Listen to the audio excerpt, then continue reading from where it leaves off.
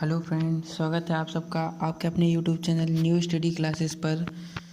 दोस्तों, आज हम बात करने वाले हैं बायोलॉजी के एक टॉपिक पर जिसका नाम है पाचन तंत्र। तो यह देखिए, यह ह्यूमन बॉडी और इसमें ये इतनी सारी जो ग्रंथियां होती हैं यह रस का स्रावन करती हैं और यह हमारे भोजन को पचाते हैं। तो यह हम खाना देखिए कुछ इस तरह से खाते हैं, फिर ग्रास नली से यहाँ हमारे आमाशय में आता है, आमाशय से फिर छोटी आंत में जाता है, छोटी आंत से फिर बड़ी आंत में जाता है, इसके बाद में यह खाना एनस से एग्जिट हो जाता है। तो इस पूरी प्रक्रिया को आज हम डिटेल से पढ़ने वाले हैं।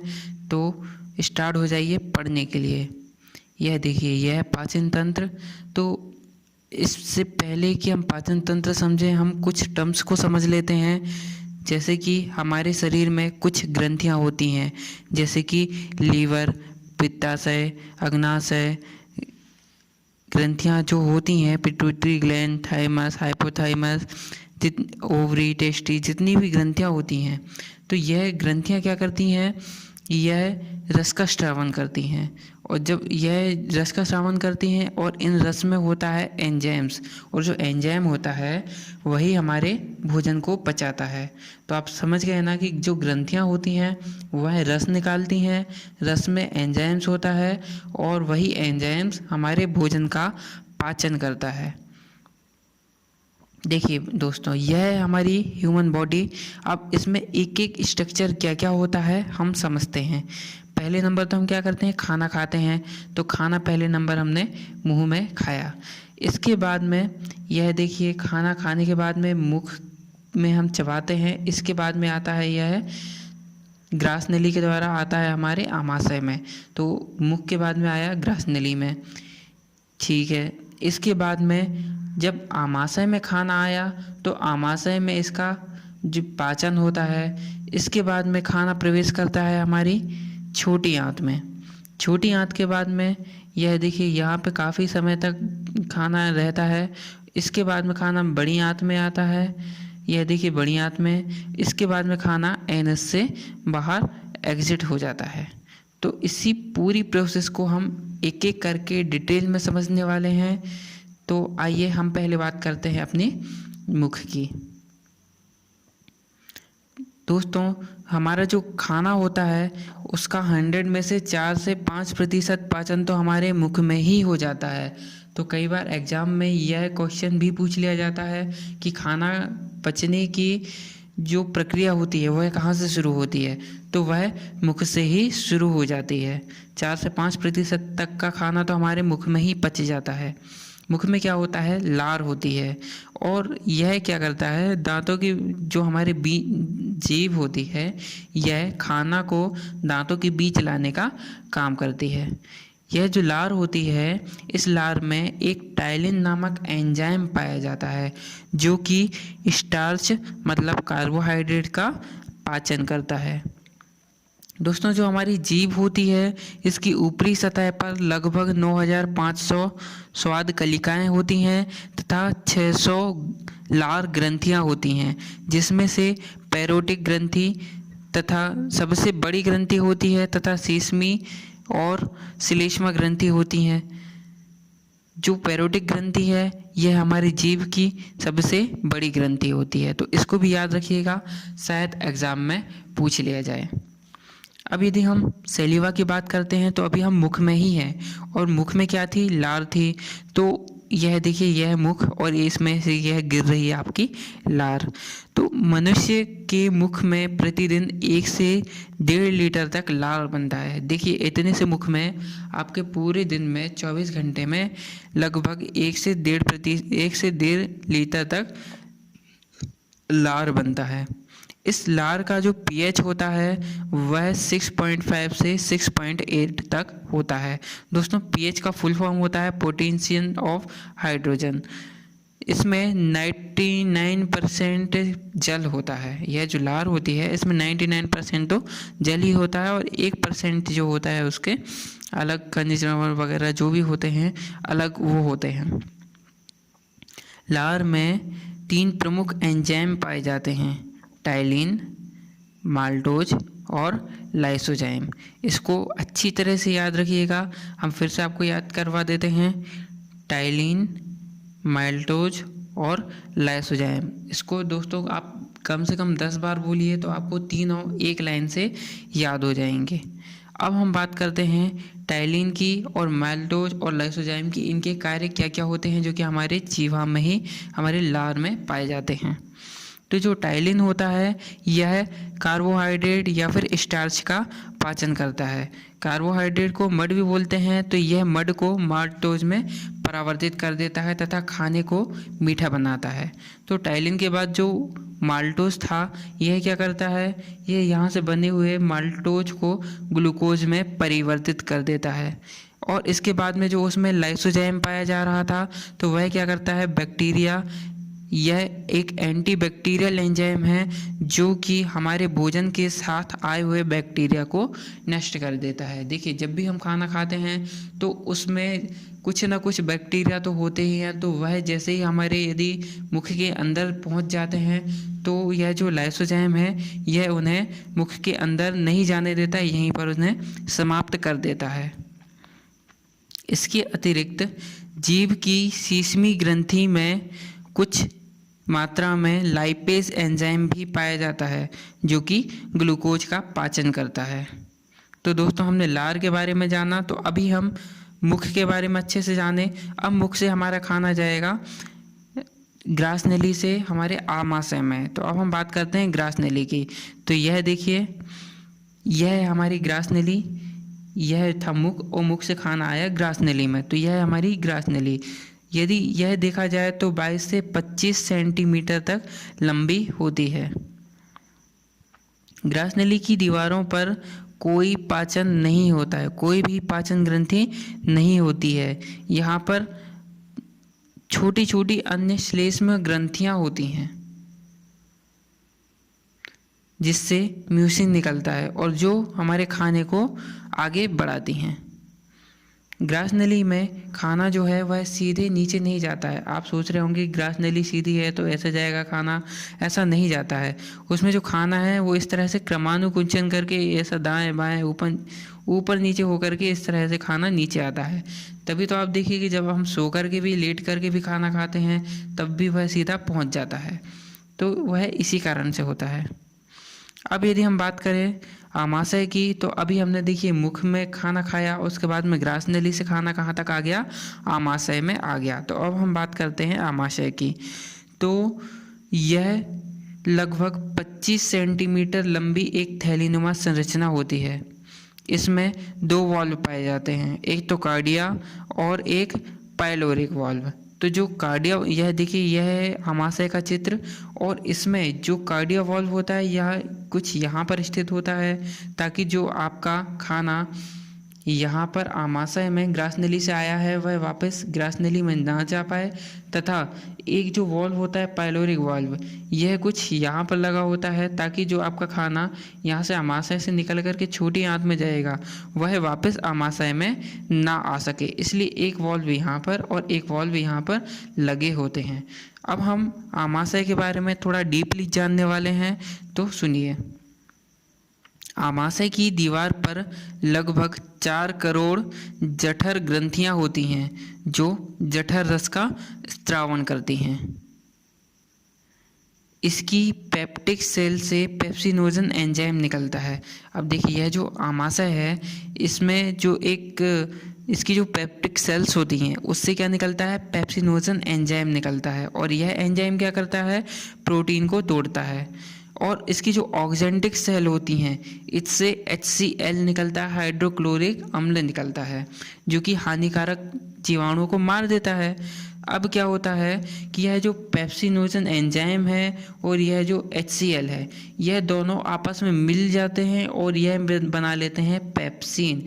और दोस्तों यह पेप्सिन इतना खतरनाक होता है कि भोजन के किसी भी अणु को तोड़ने में यह स्वयं ही सक्षम है। भले कैसा भी आपका खाना हो, हर चीज़ को यह तोड़ देगा। अब देखिए दोस्तों, इसका एक और भाई है रेनिन। तो यह रेनिन क्या करता है, यह दूध में उपस्थित केसीन को तोड़ता है। अब इसकी आवश्यकता क्यों होती है? अब देखिए, जैसे कि बच्चे होते हैं तो बच्चों के अंदर HCl मतलब हाइड्रोक्लोरिक एसिड नहीं बनता है, क्योंकि यह बहुत हानिकारक होता है। यह इतना हानिकारक होता है कि यह हमारे आमाशय की दीवार को भी काट सकता है, और इसीलिए इससे हमारे आमाशय की रक्षा के लिए हमारे आमाशय में म्यूकस सेल्स होती हैं जो HCl से हमारे आमाशय की रक्षा करती हैं। अब बच्चों की जो त्वचा होती है वह तो इतनी कोमल होती है, तो उनका आमाशय तो और भी ज़्यादा कोमल होता होगा, तो इसलिए इनके आमाशय में HCl नहीं बनता है ताकि बच्चों में नुकसान ना पहुंचा पाए। इसलिए वहाँ पर पेप्सिन की जगह रेनिन बनता है, और यह रेनिन क्या करता है, जो बच्चे दूध पीते हैं उसमें दूध में उपस्थित केसीन को तोड़ देता है। दोस्तों, एंडोक्राइन जो सेल होता है यह गैस्ट्रिक हार्मोन निकालता है, और इससे हमें क्या होता है, भूख का आभास होता है। जैसे कि आपने कभी देखा होगा कि मम्मी कुछ अच्छा बना रही होती हैं तो हमें तुरंत ही भूख लगाती है, या फिर हम कहीं से गुजर रहे होते हैं और हमें चाट पकौड़ी या फिर कुछ भी ऐसा दिखता है और हमें तुरंत ही अंदर से भूख लगने लगती है। तो यह क्या होता है, यह हार्मोन का स्रावण होने लगता है, और यह हार्मोन हमें भूख का आभास कराता है, या फिर जो हमारा खाने का समय होता है उस टाइम पे हमें भूख का आभास कराता है। हमारे आमाशय में 1 से 3 लीटर तक जठर रस प्रतिदिन बनता है, जो भोजन को छोटे छोटे अणुओं में तोड़ देता है। अब देखिए, यहाँ से जो भोजन निकल रहा है अब वह भोजन नहीं रहा, अब हम उसे भोजन नहीं बोलेंगे, अब हम उसे काइन बोलेंगे, क्योंकि यहाँ से जब निकलता है आमाशय से तब उसे काइन बोला जाता है, जब वह छोटी आंत में जा रहा होता है। अब इसमें एक लाइपेज होता है जो कि वसा को तोड़ता है, फैट को तोड़ता है। अब हमें ये यदि याद नहीं रहेगा तो हम इसको ट्रिक से भी याद कर सकते हैं कि लाइपेज को हम लाइपेट बोल सकते हैं, आईपेट बोल सकते हैं। तो आईपेट मतलब पेट बाहर कब आता है, जब हमारे पेट में फैट जम जाता है।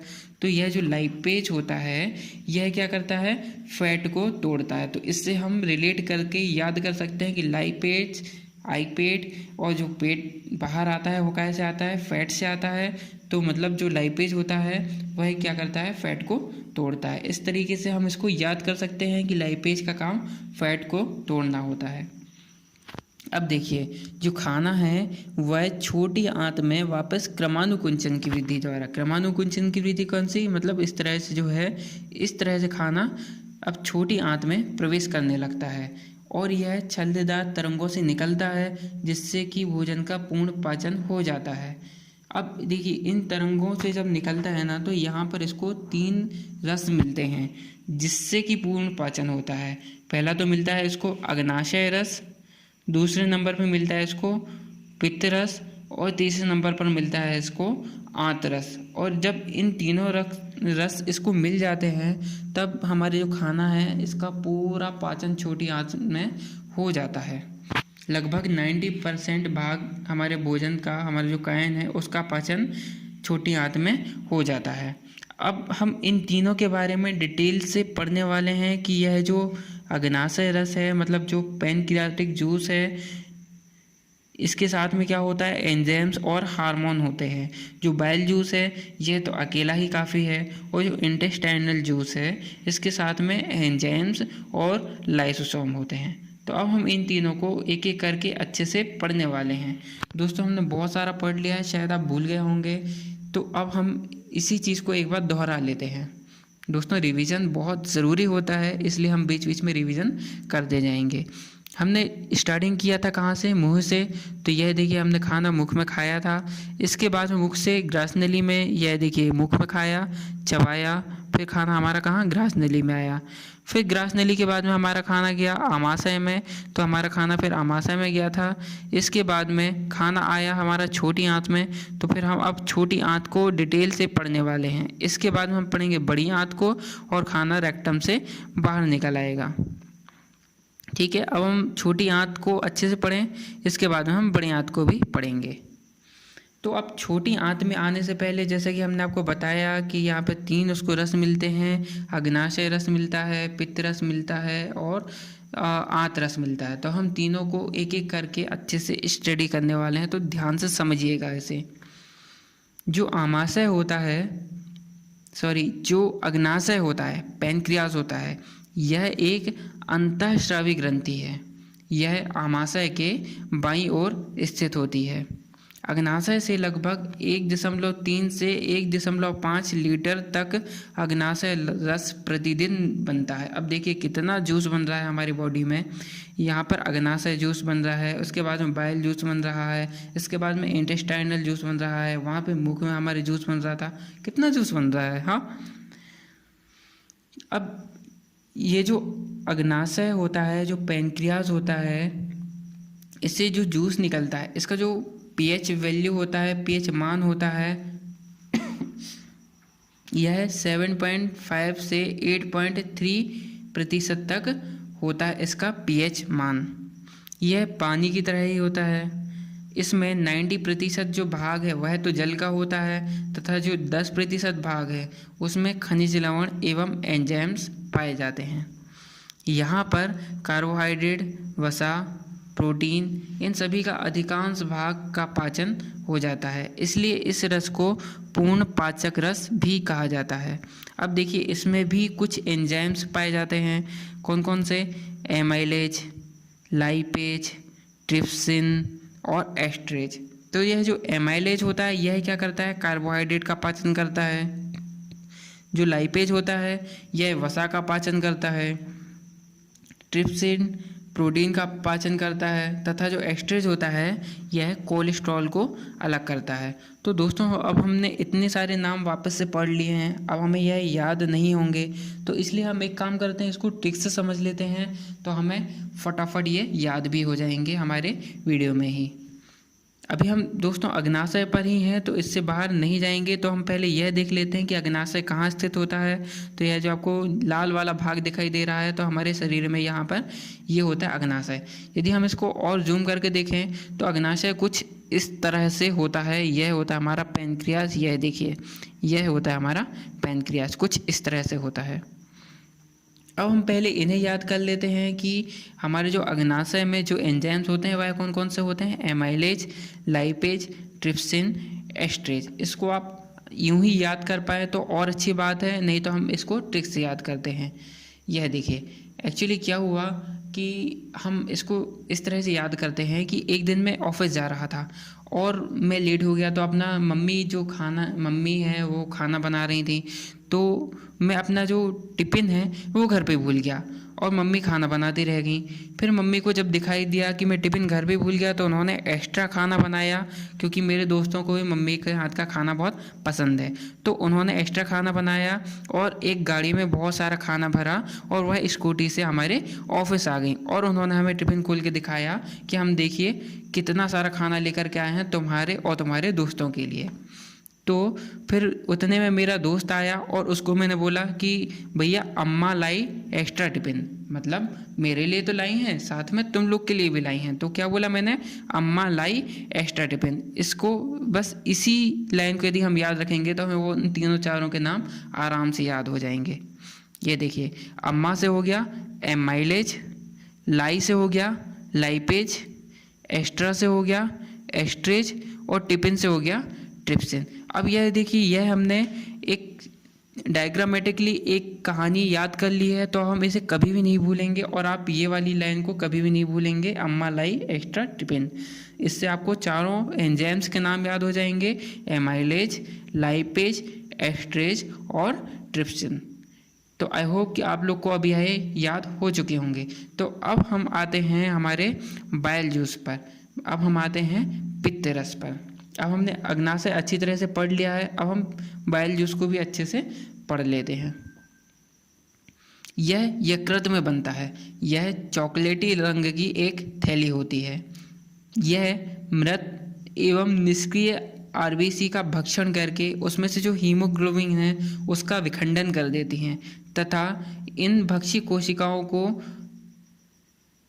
तार्किक सेल, कुफोर सेल भी कहते हैं या फिर फोगोसाइटिक सेल भी कहते हैं, इन्हें इतने नाम से जाना जाता है।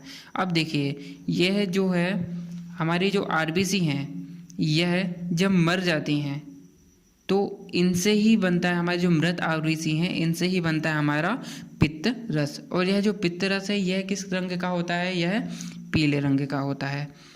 यकृत के दाईं ओर एक ग्रंथि होती है जिसे पित्ताशय या फिर गॉल ब्लैडर कहते हैं। यहाँ पर पित्त रस जमा होता है।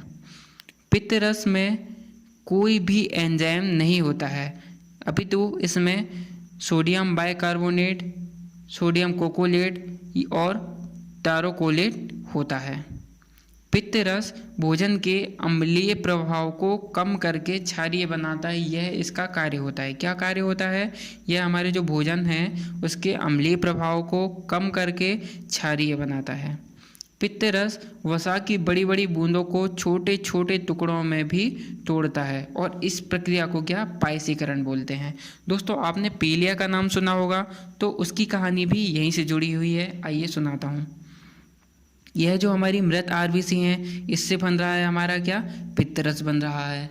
तो अब क्या होता है, जब भी हमारी जो सेल्स हैं यह बहुत ज़्यादा ही बनने लग जाती हैं और बहुत ज़्यादा ही मृत्यु होने लग जाती है इनकी, तो क्या होता है जो पित्त रस है वह बहुत ज़्यादा ही हमारे गॉल ब्लैडर में बनने लगता है। अब हमारी जो थैली होती है वह बहुत छोटी होती है और पित्त रस इतना सारा बन रहा है, तो क्या होता है कि वह जो पित्त रस है वह ब्लड के साथ में वह गॉल ब्लैडर से बाहर निकलने लगता है। और जब वह बाहर निकलता है तो हमारा जो पूरा शरीर है वह पीला पड़ जाता है और इसी बीमारी को बोलते हैं पीलिया। तो आई होप कि आप लोग यह पीलिया वाले मैटर को भी अच्छी तरह से समझ गए होंगे।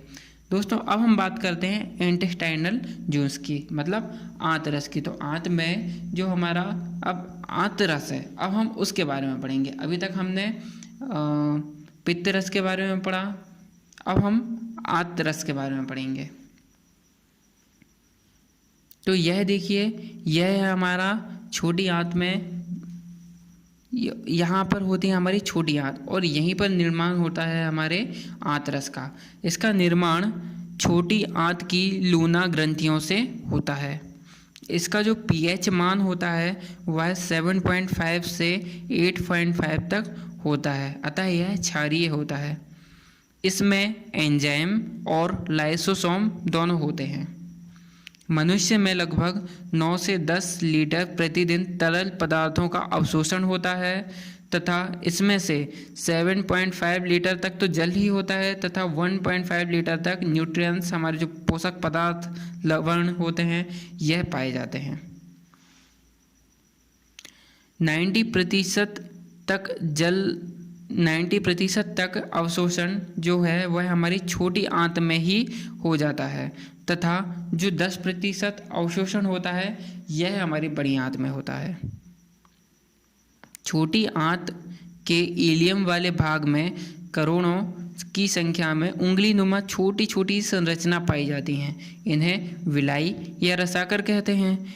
इनमें रक्त वाहिकाओं का जाल फैला होता है। इनके अंदर भी सोचिए कितनी छोटी होंगी है कि इनके अंदर भी रक्त वाहिकाओं का जाल फैला हुआ है और यह जो है यह सूक्ष्म पोषक तत्वों का अवशोषण कर लेती हैं, जैसे कि ग्लूकोज, एमिनो अम्ल, इन सब का यह क्या करती हैं, अवशोषण कर लेती हैं। अवशोषण करके हमारे रक्त में मिला देती हैं। इसके बाद में हेपेटिक पार्शियल वेंस के माध्यम से यह इसे लीवर में पहुंचा देती हैं। चलो, जब लीवर में पहुंच जाता है तो लीवर में क्या होता है, जो अमोनिया होता है तथा जो अमोनिया होता है वह अलग होकर के यूरिया के फॉर्म में जो हमारा लीवर है वह उसे तोड़ देता है और फिर वह उसे बाहर निकाल देता है। तो अब हमने छोटी आंत के बारे में भी अच्छे से पढ़ लिया। अब हम बात करने वाले हैं बड़ी आंत के बारे में।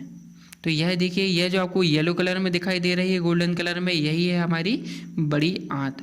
तो इसमें भोजन का पाचन नहीं होता क्योंकि भोजन का पाचन तो छोटी आंत में ही हो चुका है। यहाँ पर सिर्फ सौंगीकरण होता है तथा हमारा जो खनिज लवण हैं उनका अवशोषण होता है, जो भी बच गए हैं उनका अवशोषण होता है। इसके बाद में जो हमारा खाना है वह यहाँ से बड़ी आंत से आकर के मलाशय में यहाँ पर इकट्ठा हो जाता है। अब देखिए, हमने छोटी आंत, बड़ी आंत, हर चीज़ के बारे में पढ़ लिया है। फिर से एक बार हम इसे रिकॉल कर दें और इसके बाद में हम इसे ख़त्म करेंगे। तो यह देखिए, हमने खाना खाया तो कहाँ से खाया? मुख से खाया। तो पहले नंबर हमारा खाना गया यहाँ पर मुख में, फिर आया यहाँ पर ग्रास नली में, फिर आया यहाँ पे आमाशय में, आमाशय से छोटी आंत में, छोटी आंत से बड़ी आंत में, बड़ी आंत से ये रेक्टम के द्वारा बाहर निकला।